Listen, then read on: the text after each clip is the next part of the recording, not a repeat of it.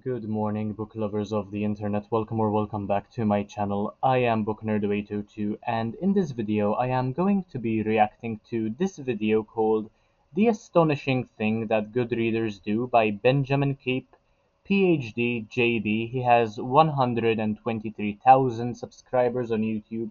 This video was published a month ago, and it has 69,000 views. Well, it's actually the afternoon, not the morning. It's 1:30, but anyway. The video is 2 minutes and 30 seconds long, and I will be letting you know what I think about the thoughts of this guy. I have been reading now for several years, as you very well know, and I do consider myself to be quite a good reader, so I am going to watch this video and let you know whether or not I agree with Benjamin keeps his thoughts in this regard.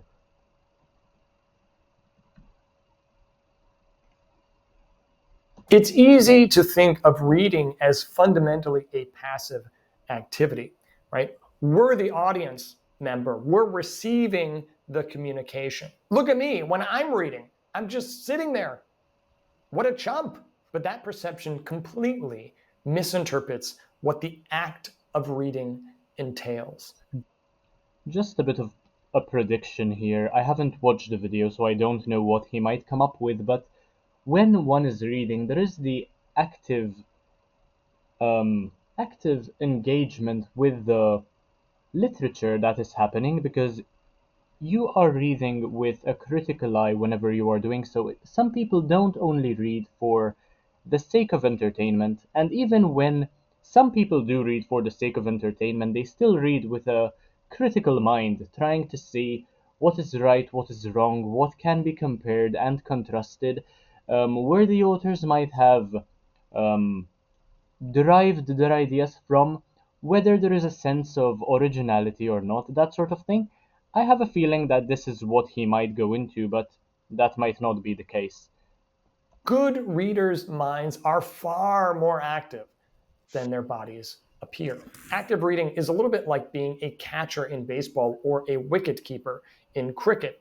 The author is the pitcher or bowler, and the book is the ball. There's nothing passive about reading, just like there's nothing passive about catching a baseball. A passive catcher would do nothing, and the ball would just hit him.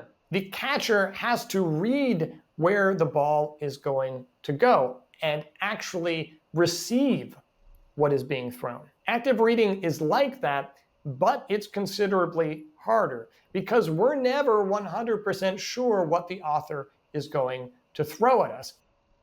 Okay, so with this analogy, I do agree it is not a difficult analogy to follow, and it's also true that most of the time we aren't sure as readers what to expect from the author, whereas with baseball, it is always a ball you are trying to catch.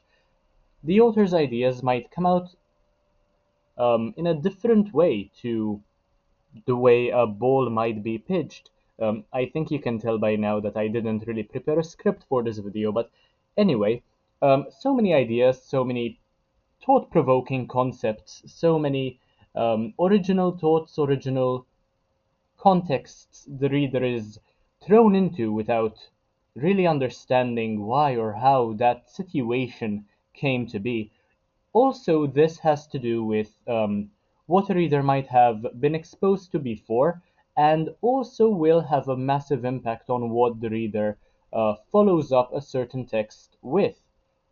It could be a platypus. It could be a 10-dimensional object. This is the truly astonishing thing about reading. Through the act of reading, we get to capture something that we didn't know existed and maybe couldn't have even conceived of before reading. And to that end, we're very concerned with the meanings that the author is trying. Yeah, so this is why reading is so fascinating. You never know what to expect, and you are given the opportunity to explore so many shoes, so many lives, which you otherwise would never get the opportunity to explore through reading alone.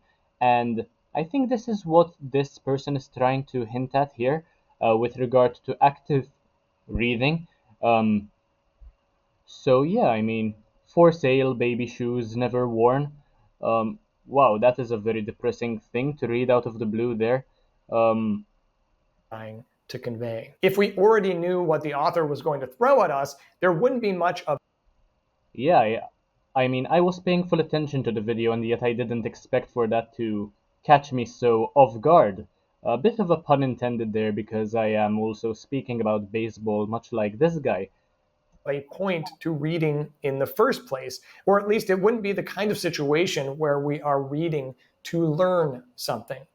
The kind of reading we're talking about here requires us to be somewhat ignorant of what the author is throwing at us, and we have I mean, this is also a part of what makes reading so interesting, being exposed to new concepts. If you are reading the same book over and over again, the pleasure which reading brings us will surely diminish. However, this is definitely not the case if we are always faced with different situations we wouldn't have been able to anticipate. And this is perhaps a bit of a problem I am facing at the moment because I've read so much during the 22 years that I've been alive that nothing seems new anymore. Nothing seems to be original, which is why life has been so boring recently, perhaps.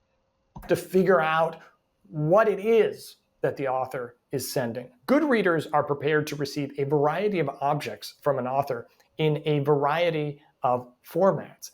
These might be frameworks, perspectives, theories, observations, procedures, methodologies, philosophies, logics, or something Yeah, so this had nothing to do with the concept of criticism, like I thought he would bring up. But I suppose I still do understand his point, and he does make a very valid argument with regard to what good readers do. And I do find myself relating a lot to this video. completely different. That's why a good reader can learn more from reading one book than a bad reader can learn from reading a dozen.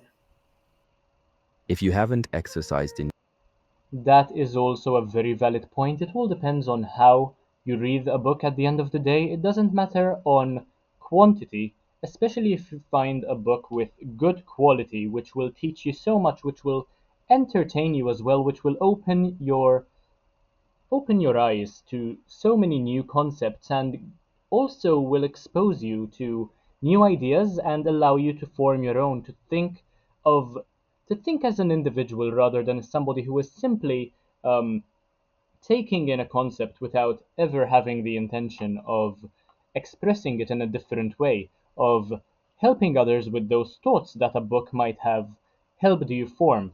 So I think Benjamin Keep makes fantastic videos, and I am also going to subscribe to him. I think you should as well, considering that I really enjoyed reacting to this video and I had a lot to say. If you enjoyed my video, my thoughts, do let me know down below in the comment section. I would love to listen to and read what you have to say as well because I do reply to every single comment. And if you enjoyed the video, make sure to leave a like, comment, share, subscribe. Take a look at the rest of my content because why not? It's absolutely amazing.